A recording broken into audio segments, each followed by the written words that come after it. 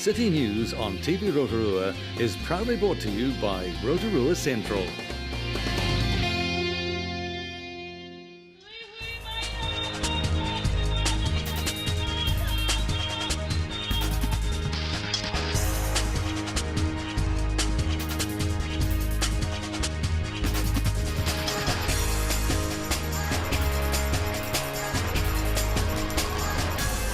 Kia ora tonight on City News. Fireworks and laser lights are expected to attract thousands to the lakefront for this year's Glow Festival.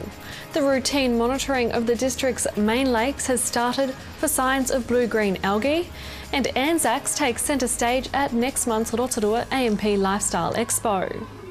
Plans for this year's Glow Festival are out, with fireworks and laser lights expected to attract thousands to the lakefront over 3 days of New Year celebration.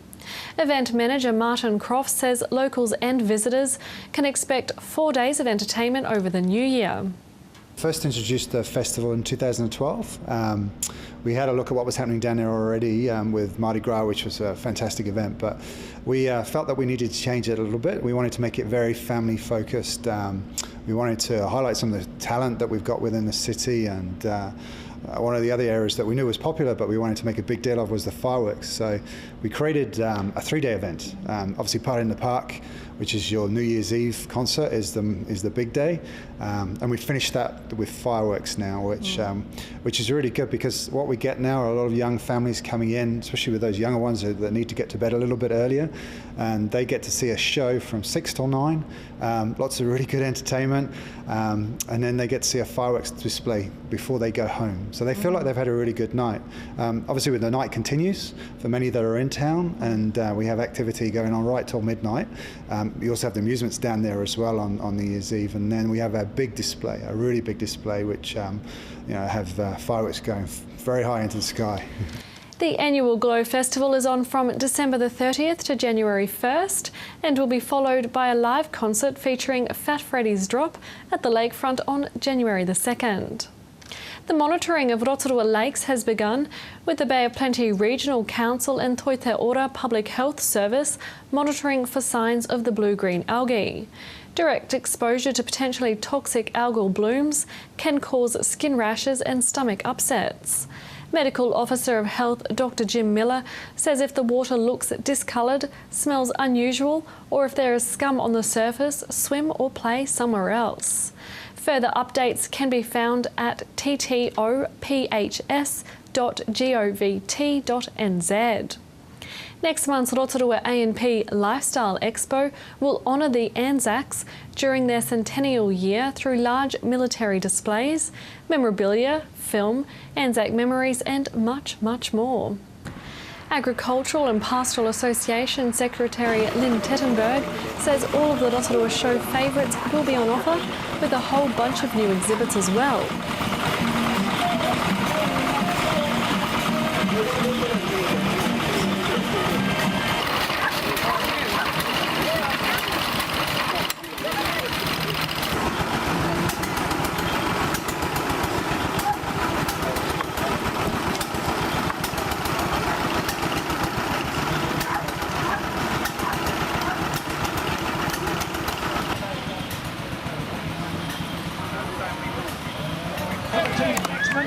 On the block.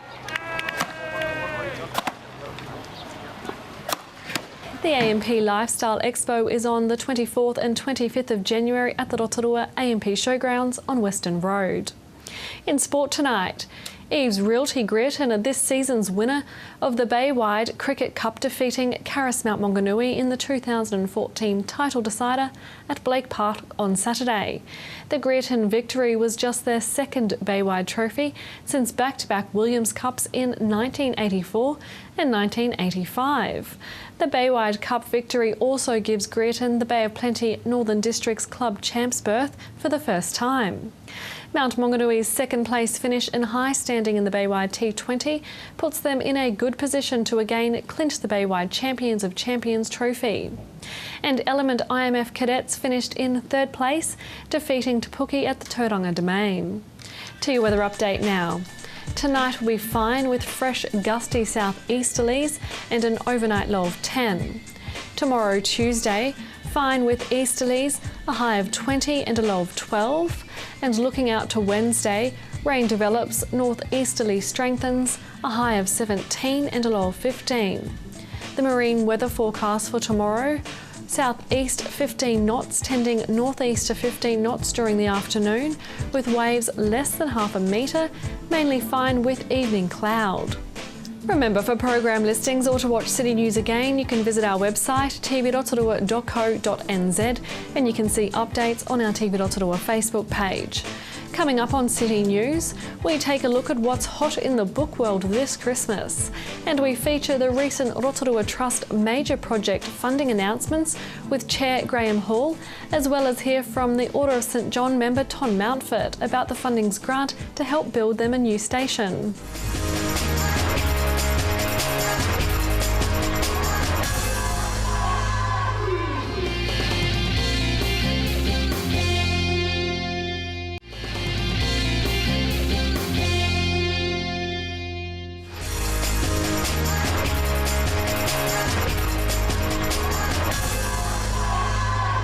Boy, I really get around, don't I? I am in Atlantis Bookshop now on Erueta Street, a beautiful new bookshop with a bit of an edge and a few different things here on offer. I'm joined by the very lovely manager of the store, DJ McLean. Hey, DJ. Hey, how are you? Very good, thank you. So, a cool chick like yourself in a bookstore. What brought you here? The bookshop, actually. I moved over from Rotorua in July. Fell in love with the bookshop, begged for a job, really persistent and moved here. And there you go. There you go. So, and books are actually very cool, aren't they? They really are. They really are. People often say that books are dead, but they're not. No. They're not. They never will be. So tell me, what are some of the really great book ideas or gift ideas coming up to Christmas? Because, not everyone wants socks and undies. No, totally. Best thing about us is that we've got something for literally everybody. A really good one that's just come out recently is Tangata Whenua, which is a really cool gift idea for anybody who's interested in Māori culture, New Zealand history. Has amazing photographs in it. That's a good price too. I'm just going to tell you, it's $79. Buying a book of this size, you don't get them for $79. So obviously good prices. Yeah. We try and be competitive. You have to be these days in the book industry. So I think elsewhere it's about 20% more expensive than that. So Tangata Whenua, that's by a few different artists, and it's an illustrated history, really quite a timepiece. It's going to go down for many years, probably through generations, that book. Definitely. It's been well waited for, this one. Really highly anticipated. And some books that definitely are alive and interactive. There's a couple there that you've got. This one here is called The Pointless Book. It was it's created by a famous YouTuber, Alfie Days, and it's basically an activity book for older people, or adults even. And it just asks you to do fun things. There's origami. Stick some paint on this page. Yeah, pretty much. Do a finger selfie. So if you're bored and you want something to do, or you want to maybe some ideas to annoy your office colleagues, or... Yeah, stuff to keep you busy. There's also Wreck This Journal, which is really, really popular by Kerry Smith, which is, at the end of it, the book is completely destroyed, which it freaks some people out, because they're like, no, we can't do that to a book. But wow, so can you talk me through that? Because it's actually quite different, isn't it? It is, yeah. So this is the same one. Document your dinner. Rub, smear, splatter your food. Use this page as a napkin. So, it just asks you to do really random stuff that... Yeah. Internal monologues. Yeah. Very cool, very cool. So books aren't always sitting down and reading from cover to cover. They're interactive these days. Definitely. And they're probably the most... exciting ones. Yeah, as well. Especially for the young people. If you've got a teenager that might want a PlayStation game instead of a book, you can play with this book. Totally, definitely. Okay, and so some of these ones here, these are what do you call them? Graphic novels. These are really, really popular with young adults and everybody actually. What is a graphic novel? A graphic novel. Depends. It's so many different things, but it's basically just a picture told in a few words and lots of pictures. Like this one here is written by Ant Sang, which is a New Zealander. It's a Kiwi dude who lives in Auckland. Yes. This is awesome. It's it's by the same artist as Brotown as well. So when you flick through it, you recognise that. Yeah, you can see some similarities. Yeah, you definitely can. Cool. And Spider-Man, Batman. My boys. Yeah, definitely that kind of stuff. They will go Always popular. nuts. Catwoman. Yeah. And so some of the other things that you've got happening in here, besides all of the awesome books, you've got some cool new initiatives. You've got the seats here, the leather seats, and coffees, a free coffee if you come in and spend over $40 and we'll give you a free voucher for a Keeper's coffee. It's valid for a week and you can go and grab it, come back in and read the books you just bought. Oh, we like that. Yeah. That's really cool. There's also something you've got coming up starting early next year, which is going to be a bit of fun and a great idea. So we've just partnered up with a local company called Mesa Games. And so now we've got this huge epic range of board games and trading cards. And sometime at the beginning of next year, we're going to be starting game nights, which is going to be really cool.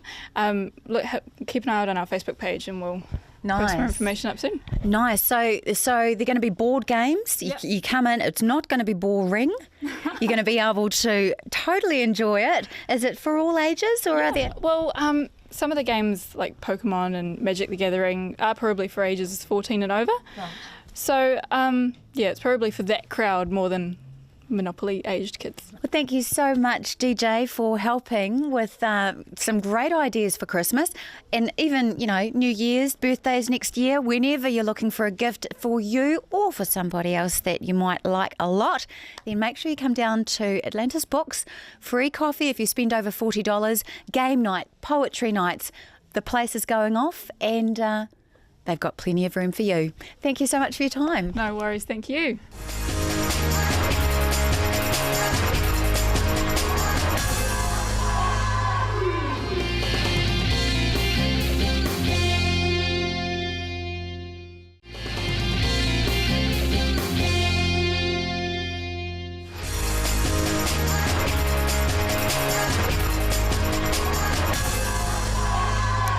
Kia ora and welcome back to City News. It's always a pleasure when I get to interview this man, a very beloved member of our community, Graham Hall. Hi, Graham. Kia ora, Kitty. How are you? You're looking lovely and well as usual. Oh, thank you. I'm not too bad, my friend, not too bad.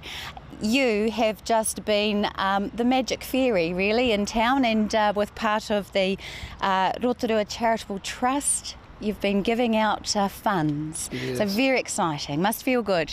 Yes, it does actually, Kitty. And the trustees have worked really hard and the management have worked hard to actually get back into this position because the last time that we were able to do this was in 2006. And at that stage we made two major donations, one to the kart sport track up in the Mamaku, which is a great asset to our community, and the other was a 4.7 million to Wharitonga Aotearoa, the Art and History Museum. So this time we called for registrations of interest and we got something like $52 million worth of proposals. So it shows that Rotorua is in pretty good heart and people have got, good views of what they can see happening. And the trustees decided to put 7.5 million out into the community over and above the 3 million we normally put out into 13 pretty major projects. Well, that's got to be a good thing, and in the time that I've been in Rotorua, 15 years now, I have seen this town just take leaps and bounds ahead. The development, the initiatives happening, it's wonderful. And I have to say, Rotorua Charitable Trust is always there. They're always involved. Yes, we're very fortunate, really. I think those people who, 20 years ago, Kitty, who decided that they were going to put this into a charitable trust, I don't think they could have realised how successful it was going to be in those years. But it has been very successful, and we've had a good team of people there, and good team of trustees and staff, management, who've been able to grow the fund. And over the last 20 years that we've been in existence, we put almost $100 million back into the Rotorua community. So why the decision this year to give more? Well, the global financial crisis struck us like it did with everybody else, all the other organisations, particularly the philanthropic ones. And so we used our money that we had set aside for a rainy day, and we kept on donating. We didn't stop. And now we've caught up, we've put our reserves back in place, and we have a little surplus there that we decided to hand out rather than just have it sitting in the bank. Oh, like Father Christmas before Christmas, he is giving out the presents. Tell me, in the time that you've been involved with the Rotorua Charitable Trust, is there a initiative that stands out to you? That when it came along, you gave some money and now it's just gone and grown into a really successful investment? Well, there are a number of them actually, Kitty. There are quite a lot of them that have done that, and it's been so pleasing. And you can go to a wide range of ones like the Old Person Centre, that's just grown and developed. The very largest donation we made was to the Energy Event Centre. That's just grown and developed. We had some wonderful events there. Those are the sort of things that you see develop because we've been able to put significant amounts of money into them. 13.5 million into the Energy Event Centre. Wouldn't have happened otherwise. And other things that wouldn't have happened are all the amazing events that have been there and what that does for the economy. It's just such a wise investment. What's ahead in the future for Rotorua Charitable Trust? Well, one of our strengths is that we're able to help the voluntary groups, the smaller groups, and they're so important. We talk about the large ones all the time, Kitty, but those small ones are so important. There's so many volunteers in our community that really make this such a wonderful place. We're able to help them a little bit, but they do such a great job. So in the future we'll be looking to help them as much as we have done in the past, perhaps a little bit more. And we will continue to look at projects that are going to be an advantage to our community, and they're going to help it grow and give people an opportunity to use better facilities, have more events, and just generally see our community grow and develop and be a wonderful place to enjoy and play and work and do all those other things. All of the above, and it certainly is. Well, thank you, Graham. We're going to come back after the break and we're going to meet the Treasurer from the Order of St John's, one of the very fortunate recipients of a grant this year.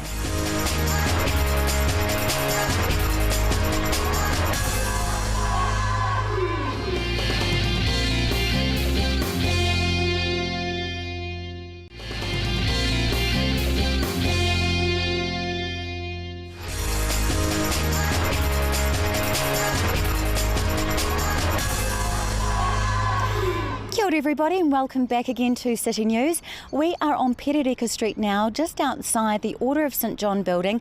They have very generously been given a donation by the Rotorua Charitable Trust to help them to provide better services in the community, and we all know we really need these guys. I'm joined now by Graham Hall, of course, from the Rotorua Charitable Trust, and Todd Mountford, who is the Treasurer. You must be very happy. Yes, kia ora Kerry. It's great to have you here, and yes, we're very excited to have received the donation from the Trust and give us a real springboard for what we've got planned coming up for the community and the Order. You in particular, you must be pretty happy because it'd be a bit of a headache, you know, trying to look after the books, especially in a charity where a lot of people don't realise you're a charity. Yes, we are a charity, but I guess we're blessed in a position where St John is such a great brand in New Zealand, and also, in areas like Rotorua is very well engaged with the community, and we've got some great philanthropic people in Rotorua, and they give very generously to St John, and we appreciate every dollar because basically every dollar we get, we put straight back into the service that we provide the community. And one of those great people is standing right next to you here. Graham, what was it about the Order of St John that you just thought, you know what, we're going to help them? Well, they're one of the most important voluntary organisations and organisations in our community. They do a wonderful job at events, at everything. And they're well known, and we decided in 2006 that they would be next on the list because it's way back since then that they've decided they needed to do something about their building. So when the ballot came up this time we got the interest from the St John's saying that they'd like to rebuild, we said yes, they can go to the top of the list because they are really, really fantastic people. They do a wonderful job. They work very, very hard, and it'll be a great asset to our community. And Todd, we're really pleased to be able to say that there's a significant donation coming your way. Thanks, Graham. Yeah, on behalf of St John Area Committee and Rotorua, we're very appreciative, and as I said, we'll put those dollars to very good use, for the building rebuild. But again, as per the initial earlier comments, was we really appreciate the work that the Trust does in the Rotorua community, not just for St John but for other volunteer charitable organisations, and it's definitely appreciated and well used. So thank you. Absolutely. No, it is always nice when we see the good guys getting a hand. Tell me how you're going to be able to use this money to help the people of Rotorua. Kitty, we've had this an exciting project on the go now for about 12-14 years, and unfortunately we were a little bit hamstrung for a while there while the council decided whether or not a road was going to go through the middle of our building or not. So that decision's been made now, rightly or wrongly, and we've got a clear pathway forward now, and a really exciting. We can turn the page and start a new chapter, and a lot of that is looking at our existing site, making sure that is it engaging with the public and the community as much as we need to? Is it looking at the future where our jobs are going to come from in the community, and doing a little bit of planning, which we're doing at the moment. We're doing a little bit of self-analysis and a business case for whether we rebuild here or we look at other sites in Rotorua to best deliver what we do, both from an operational point of view with ambulance going out to support people in need, but also the volunteer community services that we've got with our youth projects, the caring callers that ring the elderly that don't have family, the friends of the emergency department that are up there looking after and providing volunteer support. And the many other community projects that we've got. So yeah, we're in a really exciting phase, and I'd like to say that we've got plenty of time to do it, but it's kind of, we've been wishing for this moment for so long. We've been preparing ourselves energy-wise, and now it's time for the cannon to go off, and we're ready to go. So yeah, exciting times ahead. Wonderful. Very exciting, absolutely. Graham, must be nice to hear that from the man that you did help. All of you had to make that decision and make that choice. So what were you thinking when you were listening to him there? Well, I feel that the Trust is really very in a fortunate position to be able to help people like Todd and his team, because it does make you feel really very, very proud and makes the job really worthwhile, because it is actually the community's money. It's not the Trust's money, it's the community's money, and we're there elected to distribute that money wisely, and this is a very wise investment in our community, Kitty. Absolutely, it certainly is. Now, for anybody that would like to get in touch or come along and maybe volunteer, donate, how can people in their own way support the Order of St John? Absolutely. I mean, you've got the stjohn.org.nz website, but we really like to engage the local community with our operation here in Perurika Street, and the office is open pretty much from 9 till 4:30 every day. Thank you, both of you, and I always love doing these stories. It's been an absolute pleasure. That was Kitty Danielle talking to the Order of St John's Todd Mountford and Rotorua Trust Graham Hall. If you have a story idea or would like to contact the station, phone us on 07 3488 984 or email news@tv.rotorua.co.nz. Thanks for joining us tonight. Ko Maria.